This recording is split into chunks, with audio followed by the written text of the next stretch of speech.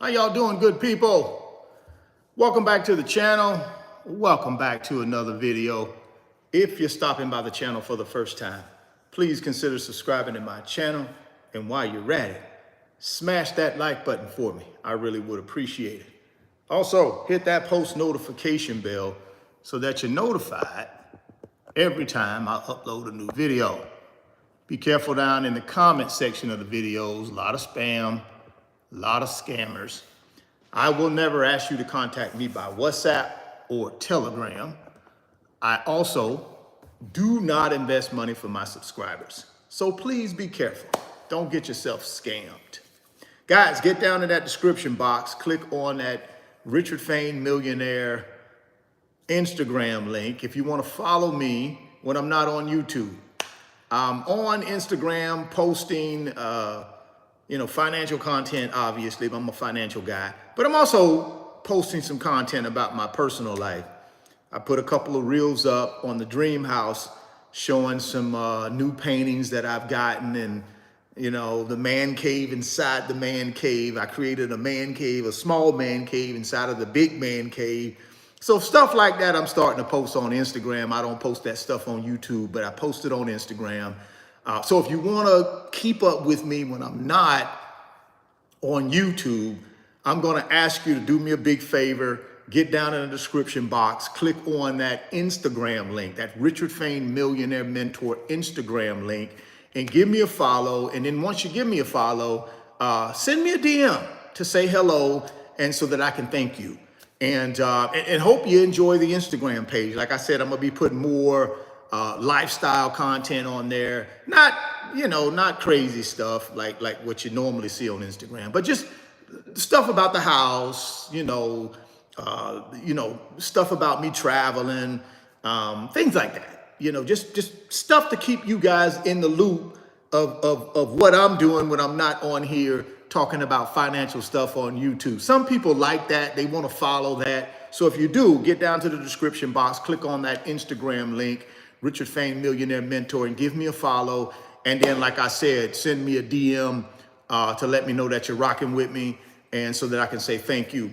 Second thing, and then we got three things, and then we're going to get into the meat and potatoes here, because we got a lot of information here from the Fed. And the Fed is giving all Americans their final warning on this debt problem that we have. The debt problem in the United States, I'm talking about for consumers. Household debt is escalating. It's getting out of control. The Fed is warning Americans. They're warning them. So we're going to talk about that. Then we're going to talk about these zero down mortgages are coming back. Y'all remember 2008? You remember that disaster with these zero down mortgages, stated income loans, everybody and their dog, a real estate investor. I mean, it's starting to try to rear its ugly head. So we got to talk about that. And then we're going to spend a little bit of time talking about the big boy retailers, Walmart, Target. They're starting to backpedal. Remember, they started increasing their prices because they started attracting a more affluent client, but that's backfiring on them. So they're starting to backpedal and decrease prices again to try to get their loyal customers back. Who are the loyal customers? Us, the 99%ers. They threw us aside for the 1%ers, but now they're starting to try to come back to us, the 99%ers, because the 1%ers are fickle, right? They're not gonna, come on, Whole Foods, places like that is where the 1%ers are gonna go, right? So we're gonna talk about that, and then we're gonna finish this thing up with a little bit of discussion on the stock market, some opportunities that I believe present themselves right now if we're ready to take action and execute, right? We got some opportunities in the stock market, so we're gonna talk about that. Last two things before we get into this. Number one thing, Moo, down in the description box, first link, 15 free stocks. 15 free stocks. When you put $1,000 in your Moo account, you're going to get 15 free stocks, publicly traded companies. Now, if you say, hey, Richard, I ain't got $1,000, then put $100 in there. They're going to give you 5 free stocks. So you got two options. You can go for the gusto, which is the 15 free stocks when you put 1,000 in, Or you can say, hey man, I ain't got 1,000, but I got 100. You can put 100 in your new brokerage account and get 5 free stocks. Nobody else on the planet is giving you that offer, guys, other than Moomoo. Get down to the description box, click on the Moomoo link. Who is Moomoo? It's my primary brokerage app that I use to triple my net worth over the next 5 to 10 years. It's my primary brokerage app that I'm going to be buying big boy blue chip out of this world, #1 brand in the United States, #3 most valuable company in the world, NVIDIA. That's what I'm going to be buying NVIDIA with, that brokerage app. And my other big boy blue chip paper assets like SPLG, FTEC, Magnificent 7 stocks. I'm going to be doing it over the next 5 to 10 years with the Moomoo app. So, hey, Moomoo brokerage app. So if you want to get down in that description box and get yourself up to 15 free stocks, like I said, nobody else on the planet is doing that, guys. I don't care who your brokerage account is with. They're not giving you 15 free stocks. Nobody else on the planet. So get down to the description box, open up that Moomoo account today, go get that free stock, go get that free money. Last thing, website, and then we're going to dive into the meat and potatoes. Website has been up about 5 weeks. It's going fantastic. Why did I create the website? You guys asked for it, right? See, the thing is, guys, I can't keep up the pace that I've been keeping up with all the emails and all that. It's too much. So I created the website so that you can go to somewhere and get the information you need to help you build wealth. I don't care if it's information about how to improve your credit score, how to fix credit, all of that stuff is on the website. If you want to learn how to invest in the stock market, I'm not the expert. Go to the website. There's a product there that says stock market investing. Click on it. Get the digital product. It will walk you through what you need to do, right? Now, it's going to walk you through index funds, but the same premise for index funds is the same thing for ETFs, same thing for individual stocks. What you need to learn is just the basic mechanics, and that digital product will give you the basic mechanics of learning the stock market. All you need is the basic mechanics. You do not need to be an expert. I'm not an expert. You don't need to be an expert. You just need the basic mechanics, and that digital product will give you that.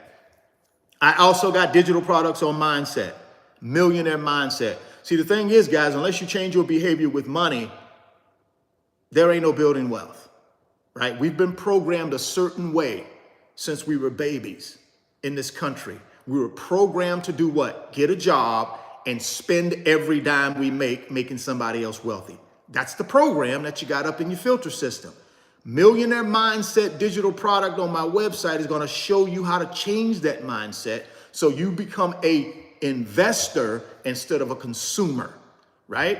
If you want to budget your money better just so you become a better money manager, I got a product on the website for that. So no matter what I talk about on this YouTube channel, it's all encapsulated in those digital products on the website. So get down to the description box, second link, www.richardfain.net. That's the website address, www.richardfain.net. It's also down in the second link in the description box. Get over to the website, guys. Make an investment in yourself. Make an investment in you. Self-learn. And then if you got a question, get over to my private mentorship club and join. Join the private mentorship club. We're growing this community that we have off of YouTube. It's called I call it the private mentorship club. It's through my website. Join. We got a growing community over there, guys, and that's where I'm spending my time at. I'm not spending my time on YouTube in the comment section answering questions. I'm not. If you want me to be your mentor, you need to get over to the private membership club where you can send me direct messages.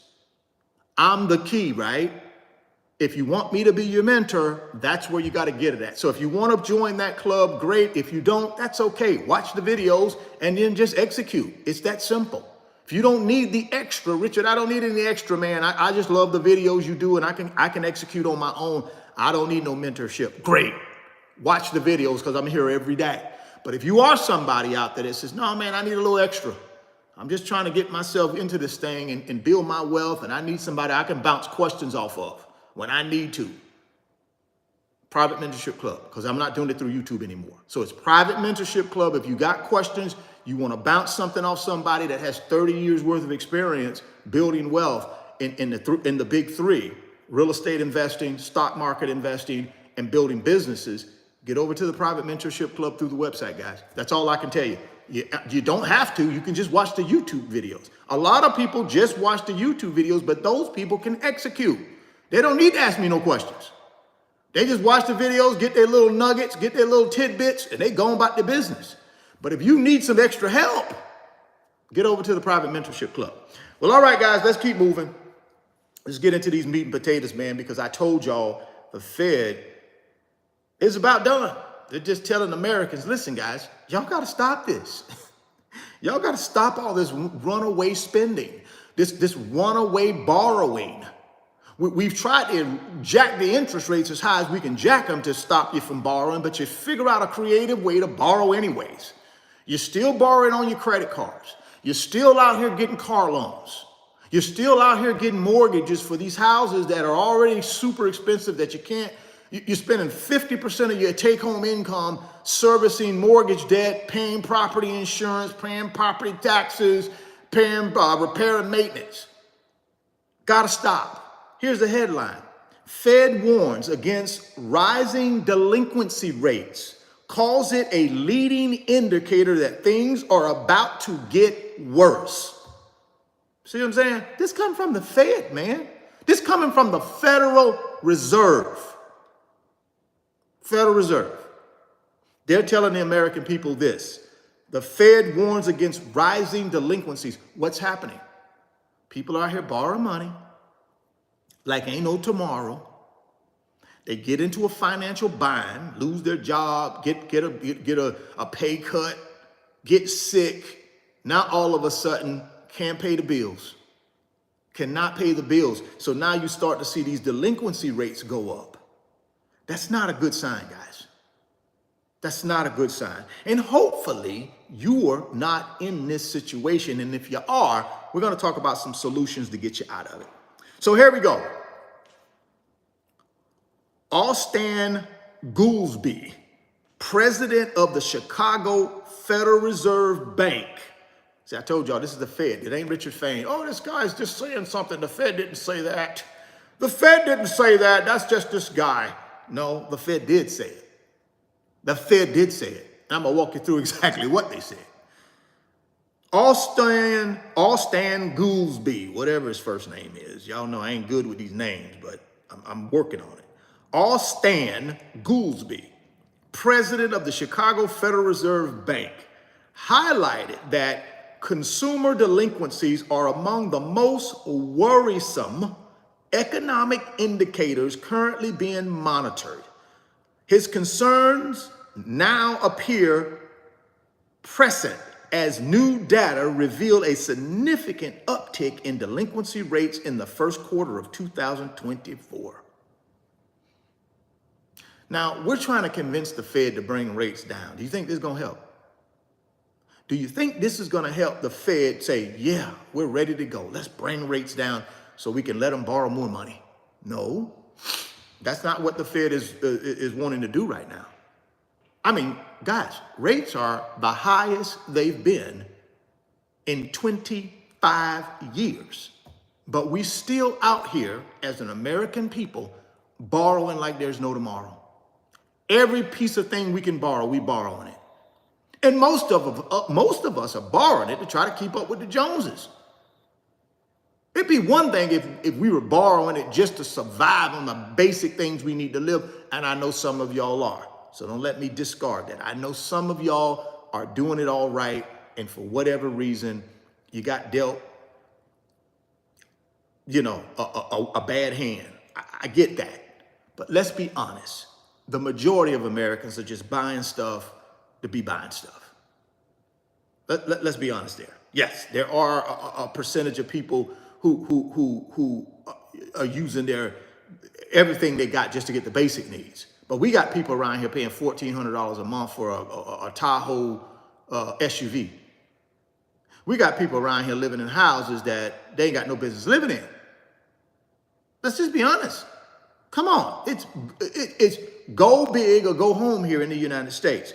And the Fed is starting to say, listen, with that mentality, guys, we're starting to see people default on their loans. They're starting to default on their credit cards. They're starting to default on their mortgage payments. Here we go. If the delinquency rate of consumer loans starts rising, that is often a leading indicator that things are about to get worse, Goolsbee stated. Recent figures from the Federal Reserve published last week confirmed these fears, showing that aggregate delinquency rates have increased, with 3.2% of outstanding debt in some stage of delinquency as of the end of March. This marks a notable rise in financial distress among consumers. Financial distress, guys. The Federal Reserve believes we're in financial distress. That does not give them the confidence they need to reduce rates, guys, so that we can get these assets up in value. If we don't show some restraint, they're going to keep rates higher for longer. And right now, we're not showing very much restraint, according to this particular article. About 8.9% of credit card balances and 7.9% of auto loans have become delinquent annually. Now, typically when you start looking at credit card delinquencies, you look at car loan delinquencies. You really want to be under 1%. That's really what you want it, right? You don't want it almost 10%. That's not good. That's bad. You typically want it around 1 or 2%, guys. That's manageable. But when you start to get to 8.9% on credit card delinquencies, 7.9% on auto loan delinquencies, that starts to be a problem. That's not good.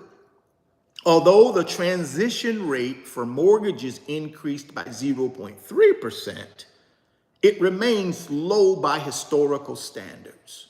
So mortgage delinquencies are still low by historical standards. And one of the reasons is because people locked in at really low rates.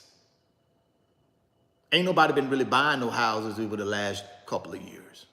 But in 2021, early 22, before the Fed started jacking rates in March of 22, a lot of Americans locked in at low rates, and that's saving them. That's saving them. But what's really starting to inch up on new homeowners is the cost to own that home when you take out the mortgage expense, the property taxes, the property insurance, especially if you live over here on the East Coast, where we're prone for hurricanes, all along the eastern seaboard, from Florida all the way up to whatever else at the top, near Canada. What's that, Maine? Somewhere up there. My geography ain't that good, but on the eastern seaboard, hurricanes, hurricanes, hurricanes. And if anybody lives over here on the eastern side of the United States, if you've been following the projections for this hurricane season, it's going to be a monster. A lot of named storms. They're going to have, they said it's going to be at least 5 or 6 major hurricanes this year. Now, I don't know where they'll hit, but I know they ain't going over there to the West Coast. They ain't going to the Midwest. If you over here on the east side of the United States, from Florida up, let me tell you something. Be prepared for this hurricane season. So all I'm telling you guys is prepare yourself when it comes to this debt that we're starting to pile up here in the United States. It's crazy. Last 3 years, we've added about $3 trillion. $3 trillion in household debt in about 3 to 4 years. Boom, boom, boom, boom, boom. Just keep spending, keep borrowing, keep borrowing. And what are we chasing? The Joneses. Because we ain't buying no wealth. We ain't building no wealth. 1% control all of that. You do know the 1% control 99% of the wealth in the United States. So we're not borrowing the money to build wealth in most cases. We're borrowing the money to buy liabilities. We're not borrowing the money to buy assets. We're borrowing the money to buy liabilities that we think are assets. Oh, my Tahoe that I paid $1,400 a month for, that's an asset. I can sell it tomorrow. You're probably upside down in it because you got a loan. And the loan is probably 7, 8, 9, 10%. You're upside down in that Tahoe. See, that's the problem. We buy liabilities, but we think they're assets. If it don't put no money in your pocket, it's a liability. If it don't put money in your pocket, it got to put money in your pocket to be an asset, guys. All right, let's keep moving. Let's keep moving. In the first quarter of 2024, credit card and auto loan transition rates into serious delinquency continued to rise across all age groups. So it don't matter if you're young or you're old, is what they're saying here. All age groups, it's skyrocketing. I've read y'all on a couple of articles over the last couple of 2-3 weeks where we're seeing our seniors. I'm talking about our 75-year-olds, our 80-year-olds forced back into the workforce. Forced back into the workforce. Why? Expenses exceed their income. See, they thought they planned properly. They got to the golden years. And then guess what happened? Inflation happened. 2022 happened. The pandemic happened and ran everything up in price. Problem is, their little Social Security benefits, their little pension, can't keep up with inflation. Cannot keep up with inflation. So what happens is, everything you need to live costs more than the income you got coming in every month. So it's forcing our seniors, who should be enjoying life, playing with the grandkids, volunteering, painting, taking walks, enjoying beautiful sunsets, and just relaxing for all that they've done in their lifetime for their families, for our country. They should be relaxing somewhere and enjoying life. They're back in the workforce. All I tell you that is that's what you got to look forward to if you ain't planning right now. If you're not buying assets, if you're not in a financial shape where you're able to do what? Live on less than what you make, live on a plan, which is a personal budget, stay out of consumer debt, which is what we're talking about now, and then save and invest. If you're not doing those 4 financial principles, that's what you got to look forward to. It's the truth. In the first quarter of 2024, credit card and auto loan transition rates into serious delinquency continued to rise across all age groups. An increasing number of borrowers missed credit card payments, revealing worsening financial distress among some households. Despite these concerning trends, the Federal Reserve has not identified a single cause for the rise in delinquency rates. Oh, I got a cause for it. Fed might not got a cause for it, but I got a cause for it. I got an opinion. My opinion is that we're trying to keep up with the Joneses. That's why. We're trying to keep up with the Joneses. We go out here and buy these cars that we don't need. We buy these houses, in most cases, that we don't need. We take these lavish vacations that we can't afford. We pay for them on our credit card. And we hope and pray that somebody gets a bonus next year to take out the credit card. The problem is, you may not get the bonus. Or something else pops up. Maybe a copay or a high deductible pops up. One of the kids fell, broke their arm, and your insurance says, we're only going to cover 80% of that, Richard. You got to get the other 20%. Oh, what's the hospital bill? Oh, it's $30,000 to put a cast on broken arm. We'll pay 80% of that $30,000, but you come up with the rest. See, stuff like that happens in life, guys. But when we don't have a rainy day fund, we don't have an emergency fund, we don't have no cash reserves, we ain't got no assets, and we're thin. We're running on a thin budget. That's what happens. That's my opinion. Some of y'all might disagree, but I know exactly why people are in debt. I know exactly why we're in trouble, because we spend too much. We're a nation of spenders instead of savers. That's why on this channel, I'm always asking you guys to consider the opposite. Delay gratification. Give up the big cars. Give up the big SUVs. Give up the big gigantic house that you really don't probably need. Give up all of this stuff that takes money out of your pocket but puts no money in your pocket. If you're going to buy real estate that has income attached to it. Buy your dream house down the road when you become wealthy and you at your pot of gold at the end of the rainbow. Then double back and go get your dream house. That's what I did. I'm in my dream house after 25 years of owning real estate for income. Now I get to get the dream house because I built my wealth. I didn't get the dream house when I was 26 years old. No, I get the dream house at the end. That's how it works for most of us, right? So here we go. Amid the pandemic, Americans increased both savings and spending. This is during the pandemic. Americans increased both savings and spending, potentially continuing their high expenditure rates without the cushion of substantial savings, thus relying more on debt. Ding, ding, ding, ding, ding, ding, ding, ding, ding. Ding, ding, ding, ding, ding, ding, ding. Does any of that sound familiar to any of y'all? Amid the pandemic, Americans increased both savings and spending. Well, Richard, how did we increase more spending? We were shut in. We couldn't go to the mall. Well, you went online. You turned it up online. That's what they mean by this in this article. When they said more spending, you turned it up online. We turned it up, turned that thing up to 100. Didn't need no brick and mortar. We just went online. That's what they're talking about here. When we were shut in, we were not really shut in. We had our computers, we had our phones, we had our laptops, we had our iPads, and we went to town. We took that thing from 30 to 100, quick.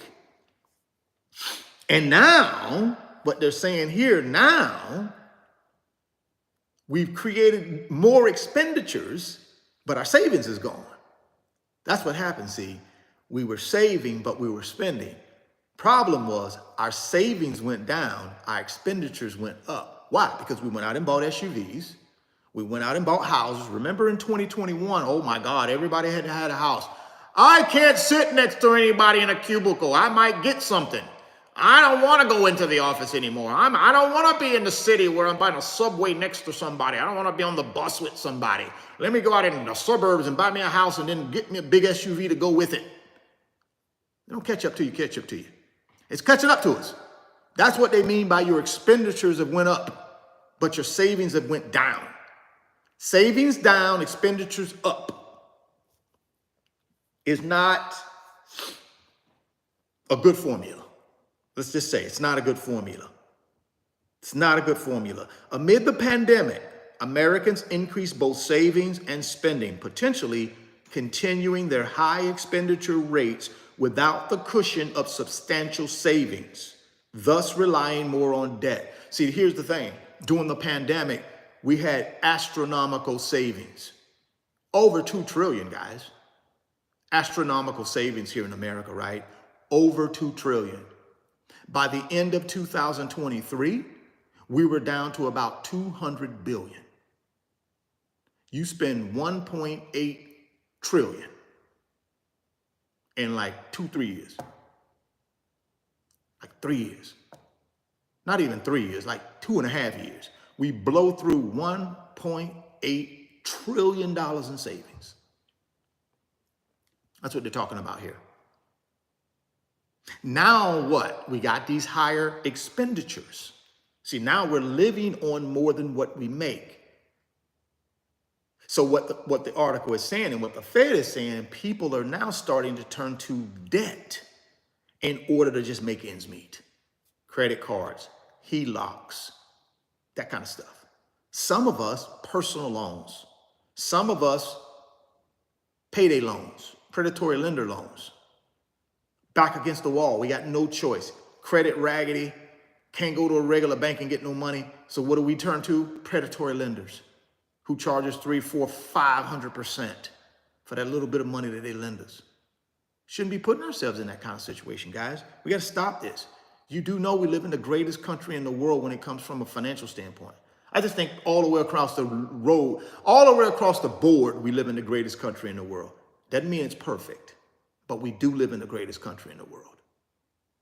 There's no reason why a lot of our citizens should be in what we're in. But see, the problem we have is we don't have the right behavior with money. We think success means things. We don't equate success to freedom. We equate success to things. The more things I have, the more successful I am. See, I don't think about it that way. I look at it as the more freedom I have, the more successful I am. See, for me, it's about freedom. It's not about things. Don't get me wrong. I got nice things because I got assets. I know how to make money, and I know how to take that money and put it in assets and multiply it. So things are not a problem for me because I know how to make money and multiply it. But most people know how to make money. They just don't know how to multiply it. They just make it and then spend it. They don't multiply it. They make it, spend it on things. Why? Because up here is not all the way reprogrammed. See, once you reprogram yourself up here, you'll understand things are okay, but I don't put things in front of freedom. Let me get my freedom first. And then if I want to double back and buy me some things, great. Because now I got freedom, I got assets that generate income. Now if I want to double back and go buy me an SUV, or double back and go get the dream house, or double back and take that worldwide vacation trip, that luxury vacation trip, that luxury cruise, then go do it. But in America, we don't want a delayed gratification. We want instant gratification. So we don't have the patience to wait for anything. We rather go leverage ourselves up to our eyeballs, and then we get in a situation where our expenditures exceed our income. That's what we do. That's what we do. Additionally, there has been an uptick in lending to borrowers with lower credit scores in recent years. You think? That would be predatory lenders. They love y'all with these low credit scores. Love ya. It's a multi-trillion-dollar business, all built on taking advantage of people with low credit scores and people who just don't have the right behavior with money. It's a whole system out there for y'all. And it's sad. It's sad because, see, we can change that behavior. Whole system out there that just preys on people in vulnerable situations. In the greatest country in the world, we have that. And it's legal. It's legal. It's legal. Additionally, there has been an uptick in lending to borrowers with low or lower credit scores in recent years, which might also contribute to the increase in delinquency rates. That's an excuse. Yep, low credit rate people are delinquent, but high credit scored people are delinquent too. Yeah, they delinquent too. That's my opinion. Hey, everybody got an opinion, but that's my opinion too. I think, yes, I think the lower credit score folks are more vulnerable to be taken advantage of by predatory lenders because they can't go to a traditional bank and get a loan. But I think higher credit score people who can go to a traditional bank and get a loan, they just as bad. They just as bad, right? The whole thing should be living on less than what I make, and I should delay gratification and not put myself in a position. I had an email from a lady. I want to say she's probably over in the the private mentorship club. But she sent me a direct message and said, hey, you know, I could have went out and bought a new car. I could have went out and did this and did that. She said, but you know something, Richard, I didn't. I just keep my old car that I got and I keep on rolling in it and I keep stacking my paper, investing, building my wealth. That's what we should be doing right there. Because she understands at some point she gets to the pot of gold at the end of the rainbow, and if she wants to double back and get something nice, she can. But you get that when you've already built your wealth and got to your freedom. You don't put things before freedom, guys. And when we learn that in this country, we're going to be a lot better when it comes to this debt thing. But right now, we ain't learned that. For most of us, it's things over freedom. We rather have the things. We rather have the bling. We rather impress people. We rather have pride. That's what we rather do. And that's why we're in the mess we're in this country. That's why we're in the mess that we're in. As the situation develops, policymakers and financial institutions must closely monitor these indicators to address potential economic fallout. Rising delinquency rates could signal more significant economic issues, necessitating a cautious and proactive approach to prevent further deterioration. What do you think that means? Anybody got an idea what they're talking about there? Oh, that probably increase in interest rates. See, they know how to shut y'all down. They keep increasing these interest rates. You ain't gonna have no other choice but to shut down. That's what they're talking about. More proactive measures so that we don't continue to get this deterioration, which will throw our economy into a recession. They will continue to jack the rates on you. Just saying. Got to jack them on you to prevent you from borrowing more and putting yourself in more harm. We're putting ourselves in more harm. So before we move on, let's talk about some solutions to this problem. As I've told y'all time and time again, guys, everybody has their own unique financial situation. Everybody needs to sit down, pen to paper, write down their income, write down their expenses. And then you need to look at those two and figure out, does this make sense? Now, if you got more income than you have expenses, then you should be investing and you should be getting to wealth. That's what you should be doing. But if you're taking that extra income and just spending it on crap you don't really need, what's going to happen to you when you get 75 or 80 years old, like some of these folks that I've talked about in the last couple of weeks that have to go back to work? What's going to happen to you if you lose your job? What's going to happen to you if you get sick? What's going to happen to you if you get to the golden years and you don't have enough assets? You do understand prices are going to continue to go up. They're not going to, hopefully they don't go up at a 9% clip a year, but they're going to go up at least at 2% a clip. They are. Stuff costs more every year. We just don't want it to cost 9% more, but it's going to cost at least 2% more, just not 9%. But what are you going to do? So sit down, look at your income, look at your expenses. And then again, my recommendation is take a hard look at the expenses. And then what you got to do is you got to really sit down and by each one of those expenses, you got to put W or N. You got to put a W or an N next to each one of those expenses. You got to categorize the expenses that are wants, and then you got to categorize the expenses that are needs. And at the end of the day, if you're trying to get to freedom, you have to eliminate the expenses that have a W next to it, which is a want. You got to eliminate them. You got to eliminate them. You really do. You have to eliminate those so that you can free up valuable money to put into assets. Because that's the only thing saves you guys when you get to the golden years, or if you get sick, or if you get fired. The only thing saves you is your emergency fund and your assets. Without those two things, you're going to lose everything. And then you're going to have to start over. That's the truth.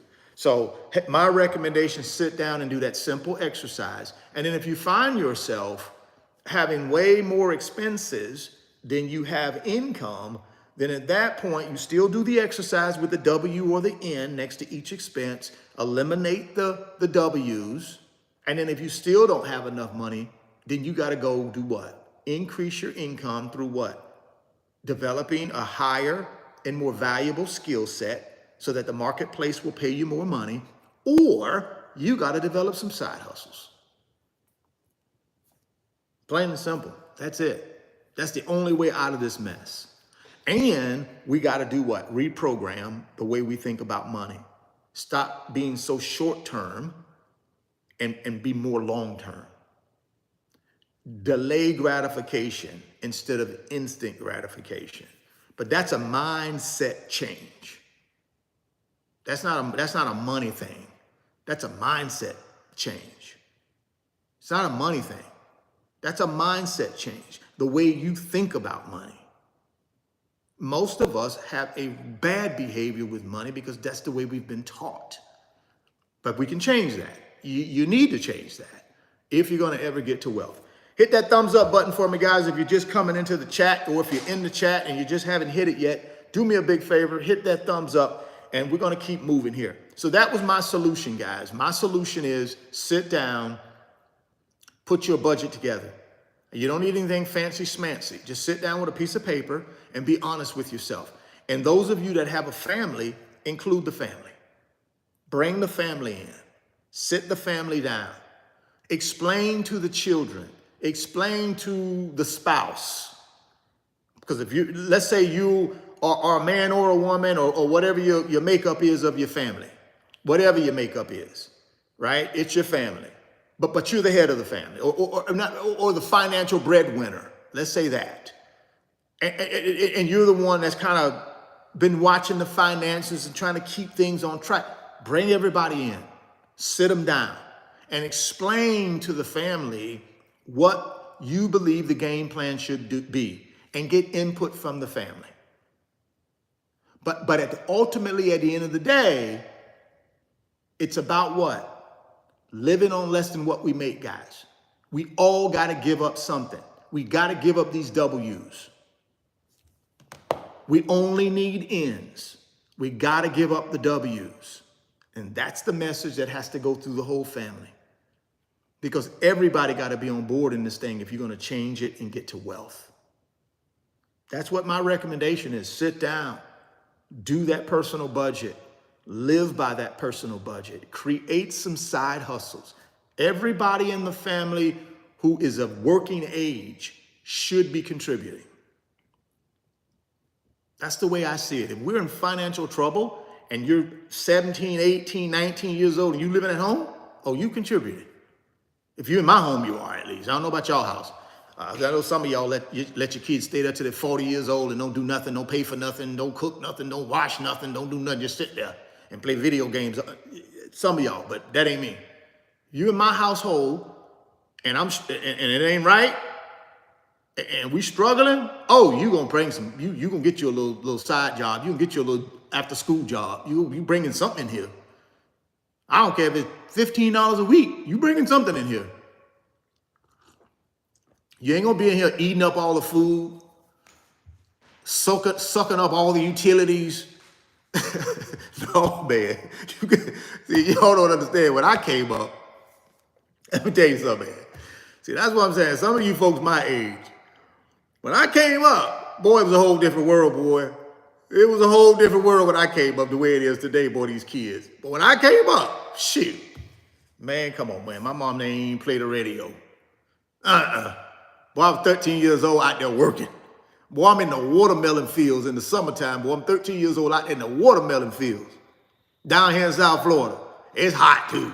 So any of y'all down here from South Florida, know where LaBelle, Florida, and Immokalee, Florida, whoo, out there in them watermelon fields, 13 years old, all summer long. See, it done changed. This America and this world we live in now, we let these kids do what they want to do. We pacify them. We make excuses for them. It's all about a participation trophy. It doesn't matter who wins or loses, all this other crap. Just destroying them. just crippling them from a up here standpoint, because that's not the real world. The real world does keep score. There ain't no participation trophies in the real world. Not in the real world. But hey, that's us. But my point is, sit down with your family, get that budget together, cut out them W's, only have ends. Everybody who needs to be helping financially needs to be helping. We need to be bringing more money into the household. We need to keep our expenses where they're at and decreasing them. And we need to start investing to build up that rainy day fund. 3 to 6 months of our expenses should be in the rainy day fund. And then we need to start building assets to get to wealth. So we insulate ourselves from having to go borrow money from predatory lenders. We insulate ourselves from having to tap into our home equity line to just survive. We insulate ourselves from having to go to credit cards as our emergency fund because we're overspending and we don't have a real emergency fund. That's the solution. And again, get over to my website, www.richardfain.net, second link down in the description box, and purchase some of those digital products that will help you with this. It will help you with this. All right, let's move on. The next thing we're going to talk about that I thought was incredibly interesting was this story about Amazon, Walmart, and Target.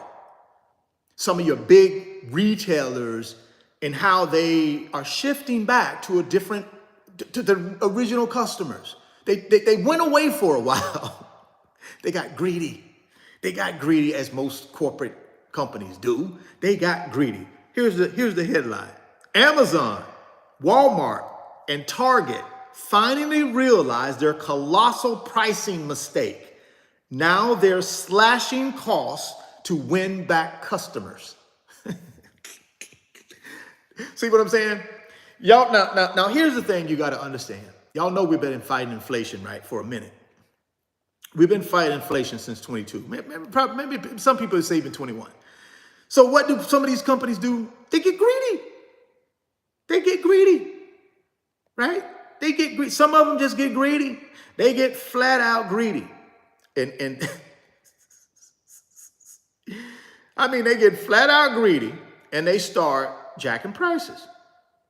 And, you know, good old Walmart, good old Target, you know, none of those guys are immune to that. You know, they get greedy. They want to make corporate profits. They want to make the shareholders richer, and they use us to do it. Here we go.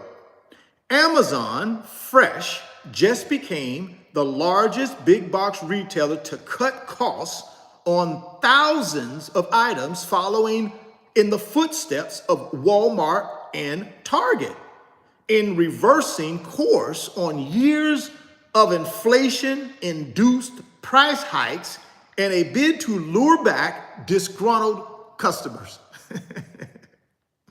See, they want to say, no, y'all just got greedy. People left. People left and went other places. Y'all got greedy. And you're figuring out, oh my God, we got too greedy, guys.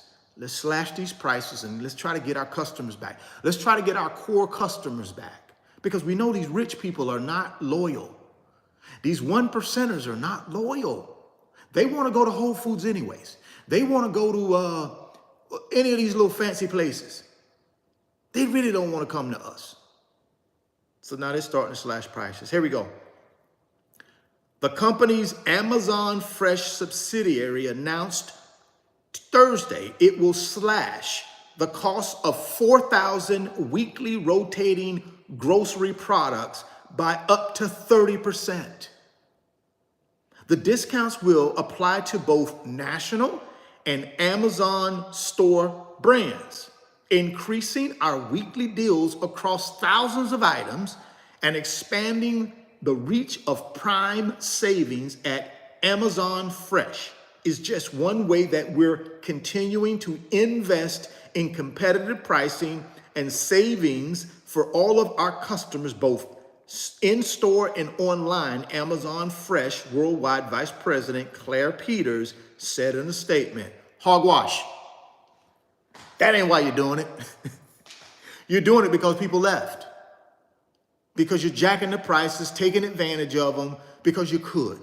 And you hid behind inflation to do it. Let's be honest. You hid behind inflation and jacked these prices as high as you could jack them, hiding behind inflation to make more corporate profits. Let's just be honest. Right? That's what they did. And they got caught with their hand in the cookie jar because people started leaving. They started leaving. And then quickly they saw them profits starting to go down. Oh my God, what's going on with the profits? What's going on with the revenue? What's going on with these items not selling anymore? Where's our customer? And then all of a sudden, now it's all of a sudden, just to keep in line. Oh yeah, okay. Got caught with your hand in the cookie jar. That's what it was, Amazon. Last week saw an onslaught of retailers offering discounts on essential items. Target made a similar promise as Amazon, saying it would cut the prices of 5,000 items, including diapers and pet food. Now, help me out here, guys. Help me out. Help me out. The last time I checked, these companies are for profit. Now, how in the world today, with inflation supposedly where it is, how can you cut 5,000 items price? How could that be profitable for you? Unless you were already, price gouging us to begin with. See, that's what I think it is. These people want you to think they're cutting prices, they're doing you a favor. They've been price gouging us for the last 2 years and hiding behind inflation. That's what they've been doing. They've been price gouging us for the last 2 years in the name of inflation, hiding behind inflation. When they do doggone well, they didn't have to price gouge us, but they did. They made record profits. You just saw what Walmart did with their last earnings report. Killer. Record profits, but now you get caught with your hand in the cookie jar because people starting to leave, your foot traffic starting to leave, your online traffic starting to leave. And now all of a sudden you want to cut 5,000 item prices on 5,000 items, including diapers and pet food. Now they're trying to appeal to people with babies and these pet lovers, these dog lovers, cat lovers. They smart now, they ain't dumb. The retailer rolled out its deal-worthy discount brand in February, including 400 households and essential products, mostly under $10. Walmart also said it would lower costs of 7,000 items. Now, how in the world can you make all this money off them 7,000 items over the last 2 years, but now all of a sudden you can cut the price? How can you make any money, Walmart? Because you was price gouging us from the beginning. That's how they can make money still. They didn't increase the price on them more than they needed to.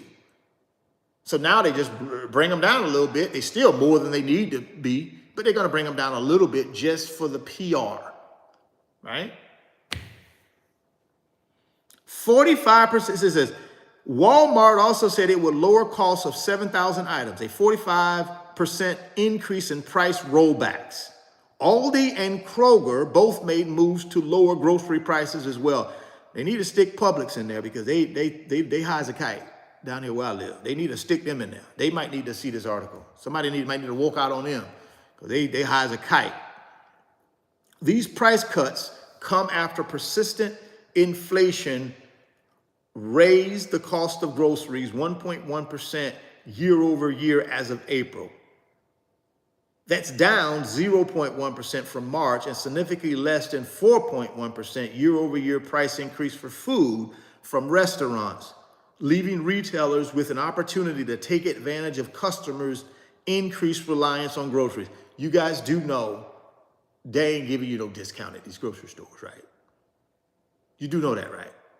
You do know this is all just marketing, propaganda. It ain't no discount. These people price gouging us for years and years and years and years and years, man. These grocery stores, these retailers, all of them price gouge. All of them jack the price up more than it should be. And then they do the rollback just to make you think psychologically that you're getting a deal. You ain't getting no deal. Now, don't get me wrong. is a necessary evil because we got to buy groceries and we got to eat. I get it. But this notion of you doing me a favor is incredible, man. But see, this is the propaganda. This is the financial psychology that these companies use on us because of our programming. See, our programming says, oh, I can go to Walmart and get this item for 50 cents less.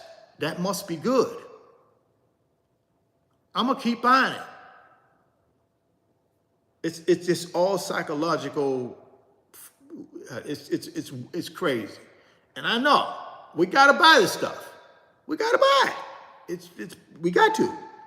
But don't fall into the trap of buying 5 or 6 of these things because you think they're on sale and I'm gonna need them and I'm gonna get them while they're on sale. I ain't gonna wait I'm gonna go ahead and get me 2 dozen of them. And then you mess around, don't even use the 2 dozen. You gotta throw them away. Psychological, man. These people are messing with y'all when it comes to marketing.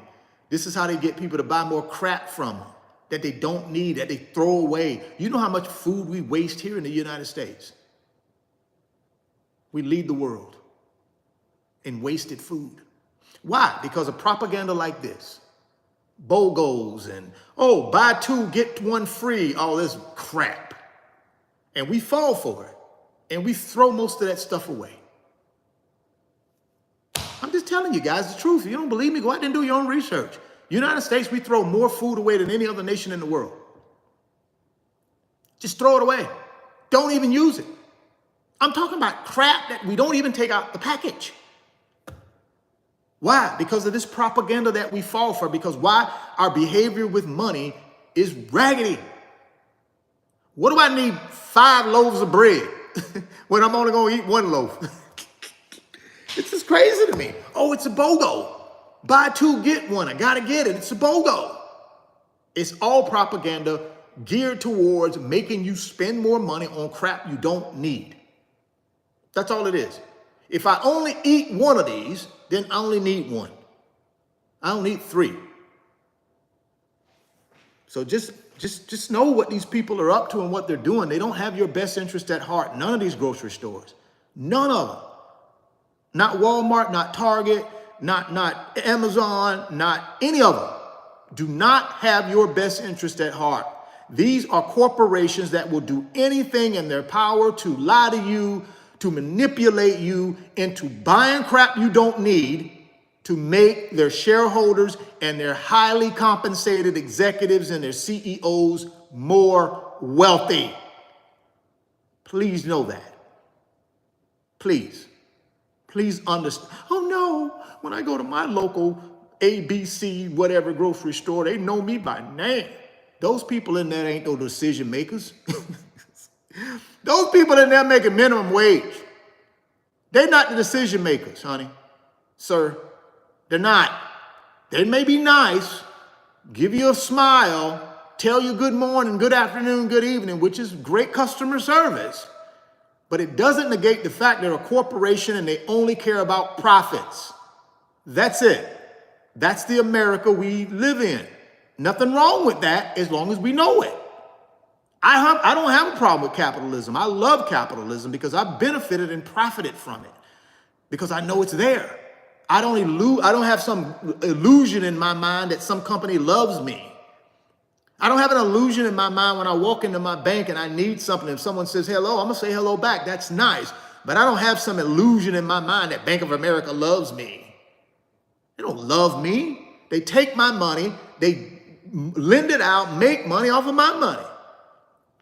My grocery store doesn't love me. No, they're a business. They're there to make profit at any means necessary. When you know that, you understand that, you use them the way they use you, right? That's all I'm saying. So here we go.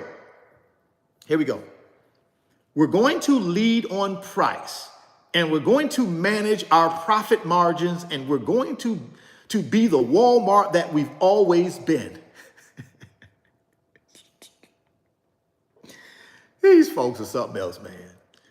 These folks are something else. We're going to lead on price, and we're going to manage our profit margins, and we're going to be the Walmart that we've always been. All of that said, and every Walmart, Sam Walton's children, every one of them are billionaires. I don't think you got a problem with price, Walmart. I don't think you got a problem there. Now, you can pitch this propaganda, and I ain't got nothing against Walmart. I go to Walmart. It's not an attack on Walmart. I'm just saying, man, you guys got to understand this kind of verbiage, this kind of whatever this is, this guy just said. I mean, come on, man. Really? We're gonna lead with price. We're gonna manage our profit margins. You do $650 billion a year in revenue. Walmart, yeah, $650 billion. Every one of the descendants, every one of the children of the Sam Walton are billionaires. And you right here trying to talk about some lead with price and we're gonna watch margins and see, this is what the crap y'all can't fall for, man. Can't fall for this kind of crap, right? See, what you gotta do is use these companies just like they use you. When I go in there, I'm gonna get what I need and I'm out of there. That's it.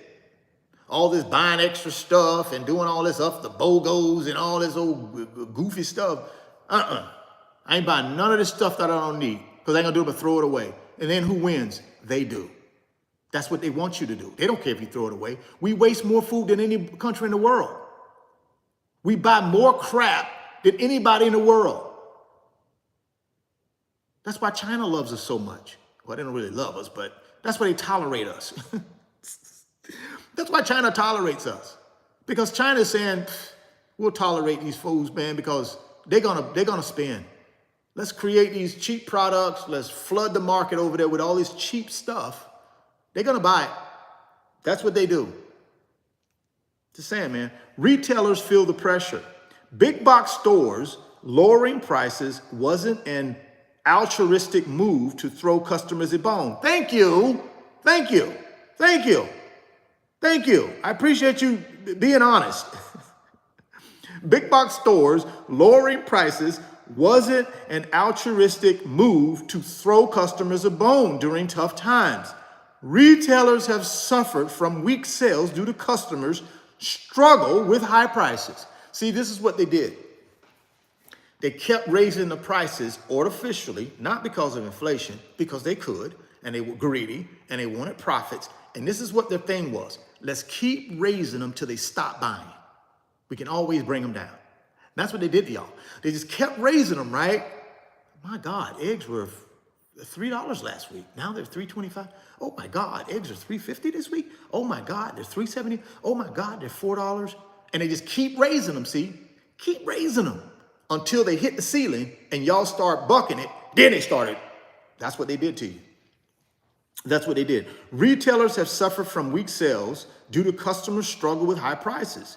Target reported a 3.1 drop in net sales from a year ago, 3.7 quarterly dip in comparable sales, marking its fourth consecutive quarter of declines. Though Walmart has continued to soar, it owes much of its 6% revenue growth to its e-commerce success and wealthy customer base. What? Walmart, wealthy customer? Okay. It owes to its 6% revenue growth to its e-commerce success and its wealthy customer base, the latter of which makes up a growing chunk of its audience. This trend has continued in fast food, with McDonald's, Wendy's, and Burger King all announcing meal deals following earnings reports that suggest customers are losing their taste for high-priced fast food, including $18 Big Mac meals.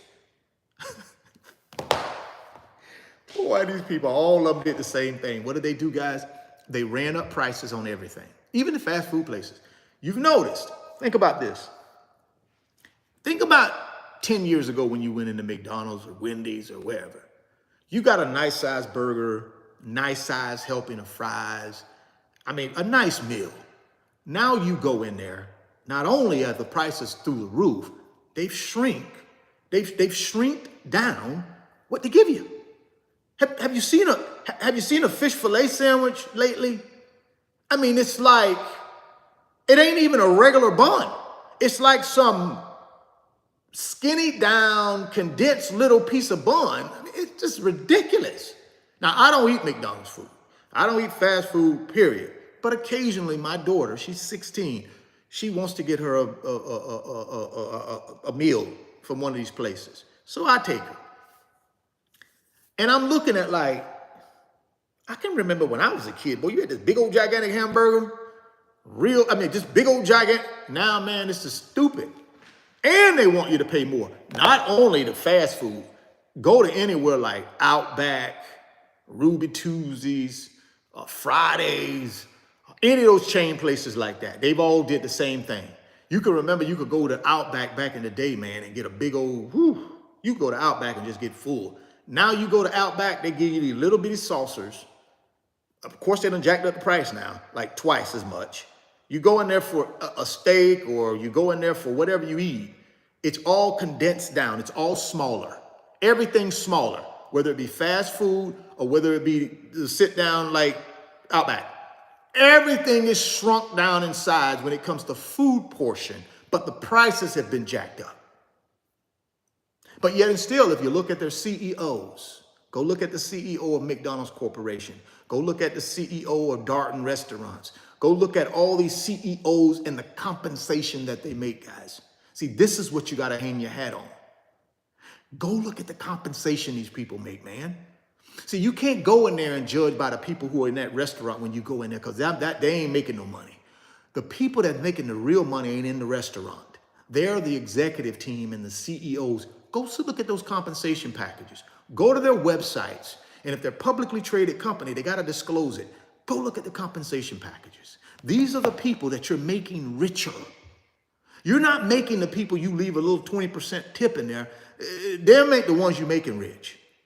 The ones you're making rich when you go to Walmart, when you go to Target, when you go to these restaurants, when you go to all these places, when you go to these car dealerships, when you go on these luxury cruises, when you do all of this crap with your money that puts no money in your pocket, all you're doing is making these people more wealthy. Go look at what the CEO of Carnival Cruise Lines makes. Go look at the CEO of any of these car companies you're buying these cars from. Look at the executive team. Look at the compensation packages. That's who's getting rich.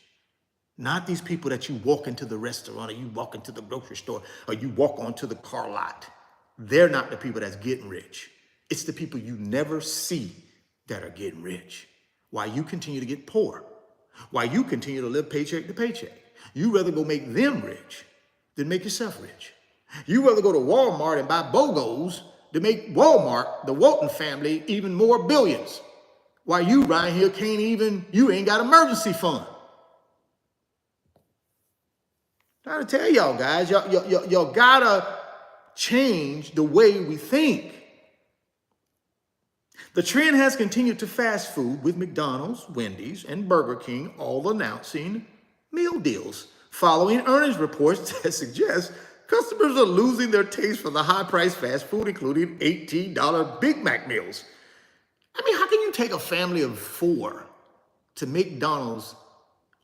But clearly, it's inferior food. We all know that, right? But you take a family of 4 and you got to spend $18 for a Big Mac meal. $20 for a Big Mac meal. Inferior food. Who knows where they get it from? Y'all have seen the documentaries and all that. Listen, man. Listen, I try to eat the best I can. I'm not the best eater. I take that back. I'm a pretty good eater. Right? I don't put a bunch of stuff. I don't. My point is, I'm not a great chef or anything like that. I go to the grocery store. I try to pick out my little food. I come home 80% of the time and I cook it at home, or I make it at home. Or if I do go to a restaurant, I try to stick to salmon, or I try to stick to chicken. And I know. Don't even go there. I know. I don't know where they get this chicken from. I don't know where they get the salmon from. But every now and then, you got to just break down and you got to cross your fingers and hope you don't, But my point is, I don't go out and spend $18 for a Big Mac. when I can simply go to the local grocery store and try to get me some really good ground beef, come home, make me some patties, and do it myself, if that's what I want. So all I'm telling you guys is watch where you're spending your money. None of these places care anything about you. They don't. Let's face it, they don't. McDonald's Corporation don't care anything about you. McDonald's Corporation is only interested in that 20%, what is it? I think it's like 20%. Maybe it's 12%. It's 12 or 20% in royalties and real estate rent and marketing fees that they get from their franchisees. That's all McDonald's Corporation cares about, in my opinion. That's my opinion. They don't care about they don't. That's my opinion. None of these retailers do, right? None of them. Moreover, retailers' decision to hike prices in the first place can't all be attributed to inflation. I just told y'all that. Didn't I just tell y'all that 5 minutes ago? I told y'all these people was hiding behind inflation, jacking prices because they're greedy. But we still out here spending every dime we got. Corporate greed everywhere, and we just continue to fuel it to keep up with the Joneses and have the big SUV and the big house and the Rolex watch and the this and the that and the this and the that and the Facebook. I took my wife to Ruth Chris. Oh, aren't we cute? I mean, no one cares, man, if you're broke. If you're broke, who cares if you went to Ruth Chris and spent $300 on steaks? Who cares? You ain't got no freedom. You got to go to work for somebody the next day. Moreover, retailers' decision to hike rates in the first place can't all be attributed to inflation, says Lindsay Owens, Executive Director of Economic Policy Group Groundwork Collective, argued. She told the Washington Post that companies actually increased their margins in times of increased operating costs. A March 2024 Federal Trade Commission report found retail revenue for food and beverages increased 7% above total costs in the first 3 quarters of 2023, indicating that grocery stores' decision to raise prices wasn't just a result of inflation, supply chain disruption, or the rising cost of commodities. Bingo! Ding, ding, ding, ding, ding. I told you that. You ain't even got to read all of this to know that. I already knew that. I already knew it was corporate greed. You forget where we live? We live in the United States, greatest country in the world, but it's capitalism. Of course they're going to take advantage of the American people. Why wouldn't they? We let them. We let them take advantage of us, so why wouldn't they? Right here, black and white. Black and white. A March 2024 Federal Trade Commission report found retail revenue for food and beverages increased 7% above total costs in the first 3 quarters of 23, indicating that grocery stores' decision to raise prices wasn't just a result of inflation or supply chain disruptions or raising prices of commodities. What you see is that's effectively made possible by companies who are passing along the rising costs in full, but then going for more.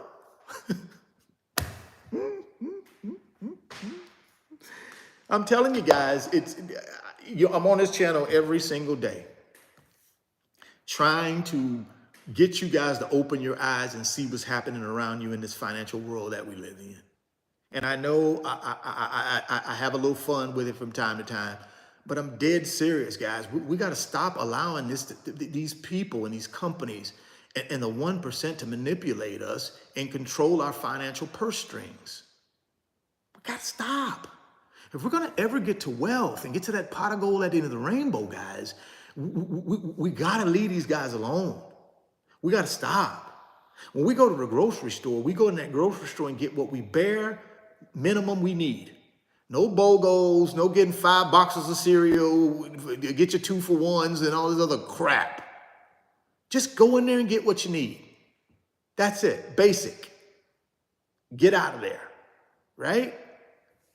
Same thing with these restaurants. I already told y'all, if you're living on more than what you make, you're in credit card debt, you don't have an emergency fund, you ain't got no business even going to no restaurants, period. I don't care if it's McDonald's, I don't care if it's White Castle, you ain't got no business going nowhere.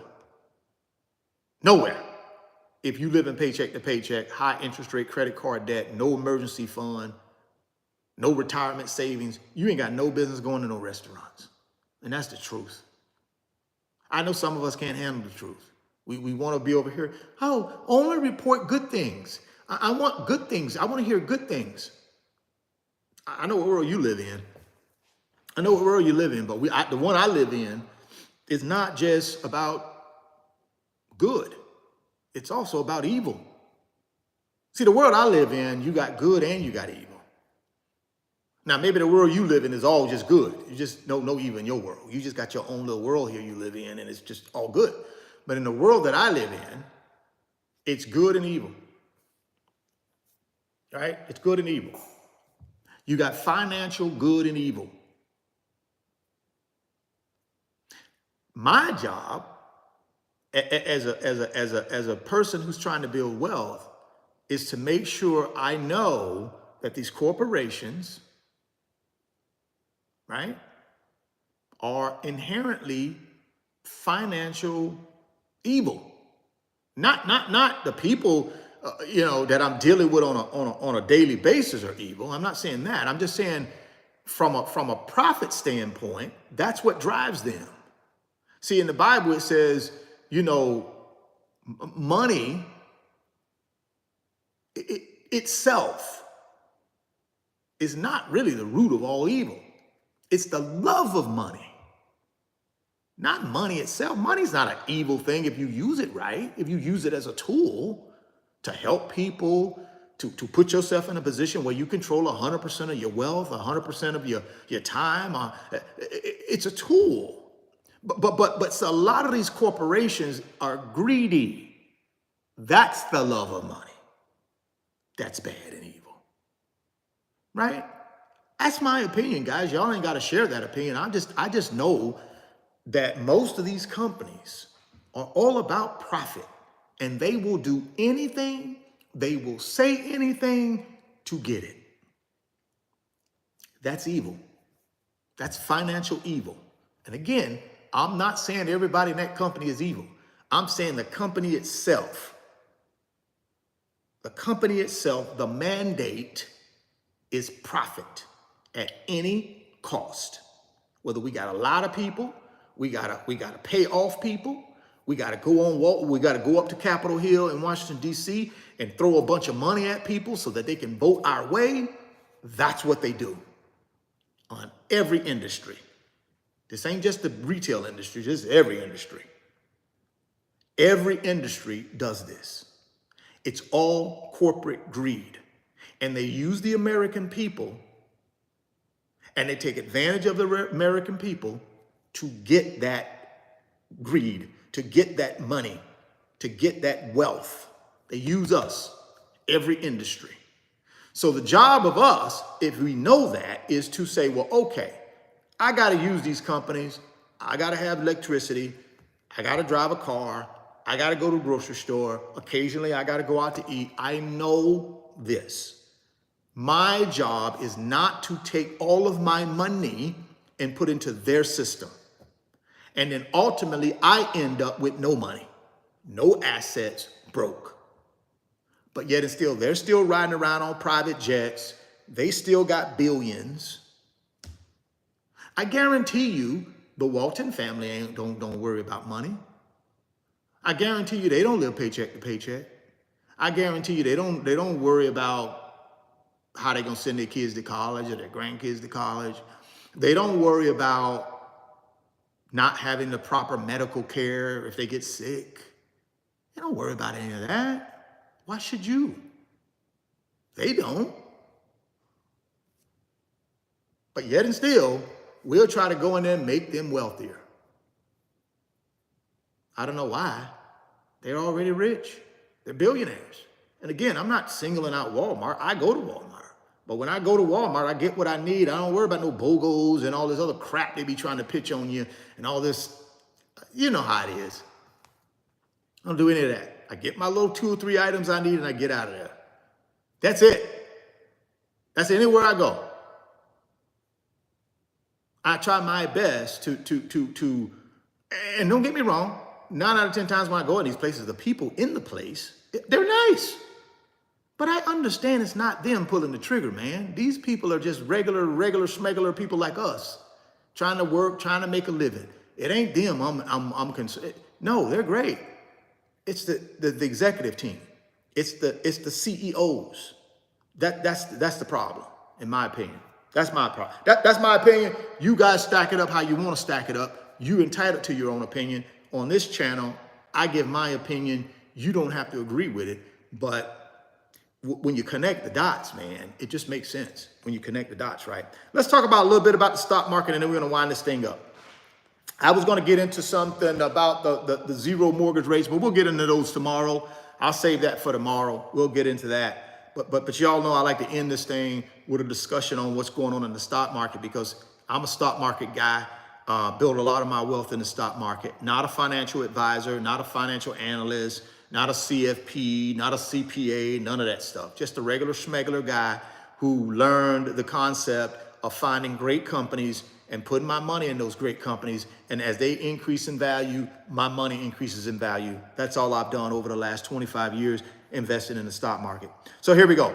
The Dow loses 300 points as Salesforce shares drop. That's the headline from this morning. Stocks fell Thursday as shares of Salesforce slid on a quarterly revenue miss and soft guidance, and traders looked ahead to the release of key U.S. inflation data. That's coming tomorrow, by the way, guys. So we're going to cover that. So if you come back tomorrow, I'm not sure what time the report comes out, but if it's out before I start the 10:30 a.m. live, then of course we'll cover it. If it's not out before then we'll cover it Saturday morning on the 10:30 a.m. live. But we will be covering that PCE inflation report when it does come out. Now, I will tell you, a lot of folks are expecting that inflation will be subsiding based on what they've kind of seen in that report. Now, of course, who knows what's going to happen, but I'm just telling you what I've been reading this morning, preparing for the live, that it may be good news. So we'll see. But this morning, the stock market started off a little sideways. The Dow dropped 334 points. Now, you remember yesterday, the Dow didn't have a great day yesterday, at least while I looked at it. I don't know how it finished up at the end of the day, but the beginning of the day, the Dow was not having a great day. And now this morning, it's starting off not having a great day. So we'll see. We'll watch it. The S&P 500 and the NASDAQ dipped 0.2%. Salesforce plunged more than 18% after missing revenue expectations for fiscal first quarter. The company's earnings and revenue outlook for the second quarter also fell short of the street's estimates. On the other hand, Foot Locker rallied more than 27% on stronger than expected earnings per share. Not bad, Foot Locker. Good for you. I know me and my daughter, we support y'all a little bit. Well, my daughter does. We support y'all a little bit, but here's the opportunity. Here's the opportunity. Salesforce, down 18%, guys. Is that an opportunity? You might want to put it on the short list and go check it out. I mean, you got an 18% discount. That's a lot of discount back. That's a deeply discounted opportunity right there, guys. So go check out Salesforce. If you don't know what that is, go to the $10 trillion research lab. Google it, right? Google it. Google it. It looks like an opportunity for somebody, maybe. Thursday's moves come amid a tough holiday shortened trading week. The S&P has slipped around 1% this week, while the NASDAQ has shed 0.4%, putting both on track to snap 5-week winning streak. The Dow has tumbled more than 2%, on pace for its second straight losing week. What's happening, guys? What's starting to happen right now? What's happening? What's happening to the Dow? An uptick in the 10-year Treasury yield, which topped 4.6% for the first time in a month on Wednesday, has hurt investor sentiment this week. I've always told you guys, one thing what you can watch.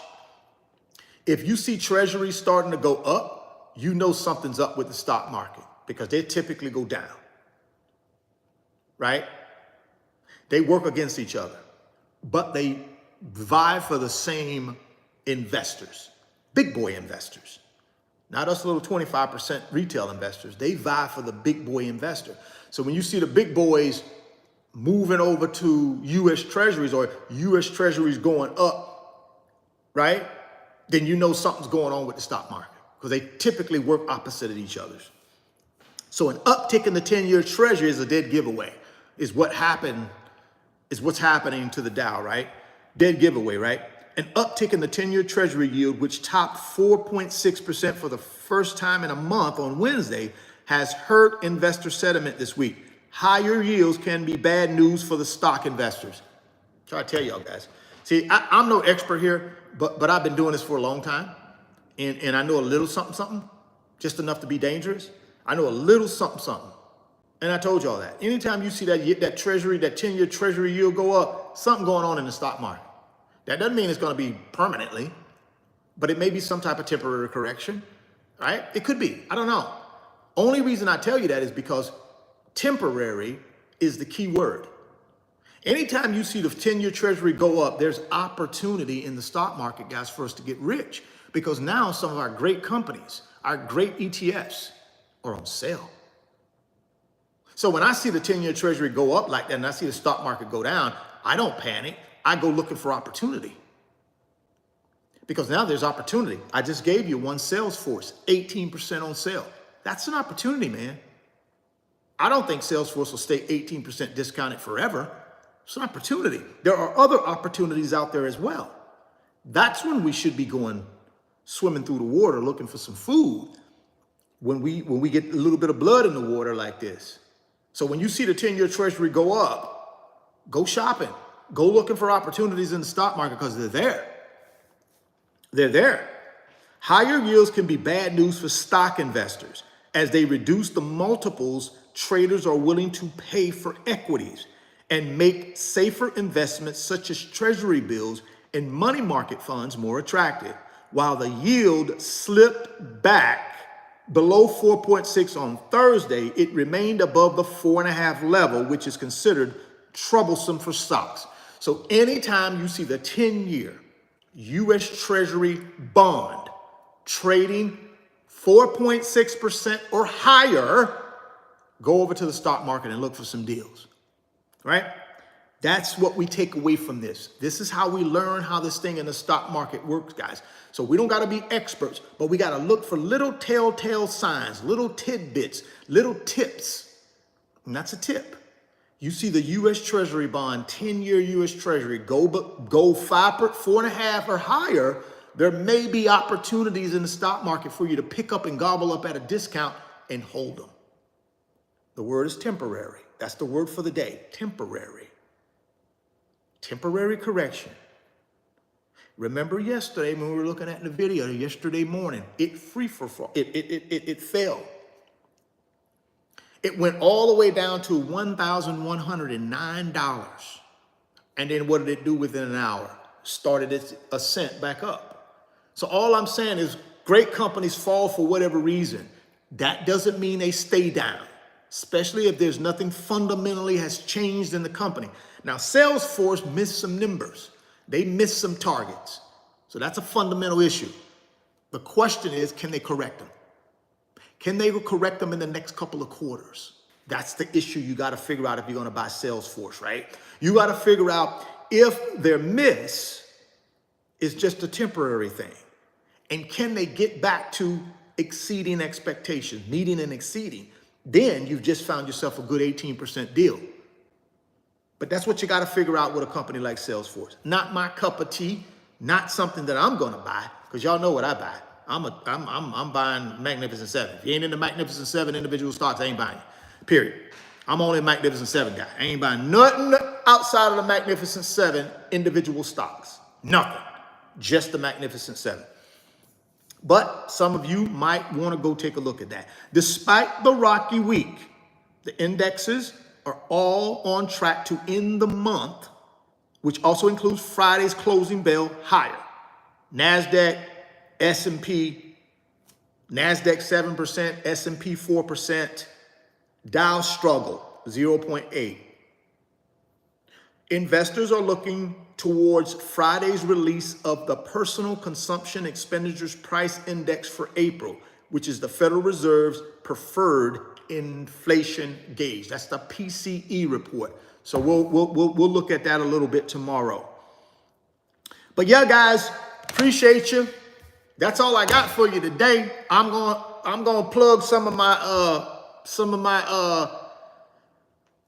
products. So for those of you guys that don't want to hear anything about my products, you can go ahead and dip. But for y'all that want to hear about the products, here we go. We got Moo down in the description box.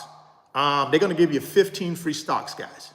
Moo is going to give you 15 free. Who is Moo? That's the self-directed brokerage app that I'm going to be using over the next 10 years to triple my net worth, buying 3 big boy paper assets consistently over the next 10 years. And I'm going to be buying NVIDIA on a standalone NVIDIA over the next 5 years like crazy. But I'm going to be using the Moo brokerage app to do it. They're going to give you 15 free stocks. If you open a Moo brokerage account and put $1,000 in there, you get 15 free stocks, free. They're going to give them to you free. Publicly traded companies, free. 15 of them. $1,000 in your brokerage account. Now, what would you do with that $1,000? Well, when you get the $1,000 in there, you got to go to work. It's time to go to work. It's kind of put on the financial hard hat and go to work. You got to start buying assets. Now, if you don't know what assets you want to buy, you can certainly copy my plan, right? You can copy my plan. You can go over to my website, www.richardfain.net, sign up for the private mentorship club, and then send me a direct message, and I'll send you over the information, what I'm doing. That's on you. Or pick your own, but you're going to get those 15 free stocks. Now, for those of you that don't have $1,000 to put in your brokerage account, put $100 in. You get 5 free stocks. So they got something for everybody. 5 free stocks for $100, and then you get to take that $100 and buy more assets, or put it in $1,000 and get 15 free stocks, and then you take that $1,000 and buy more assets. Greatest opportunity to build wealth is right now in the last 100 years, guys. Right now, these next 10 years. There are going to be a lot of millionaires and billionaires made in the next 10 years. I'm going to be one of them. I'm going to be one of them. And I hope you decide you want to be one of them. But you got to execute.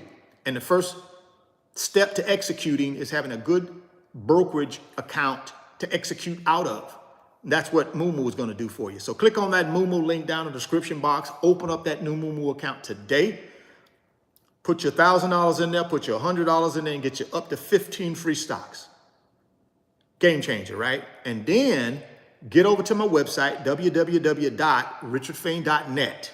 Second link down in the description box is the website address or the website link. And then check out my digital products. I got 10 of them that'll change the game for you. Take those 10 or whatever you decide to look at. Everything from credit repair, credit restoration, improve your credit score, all the way to investing in the stock market, how to invest in the stock market, how to get off to a good start, teaching the basics.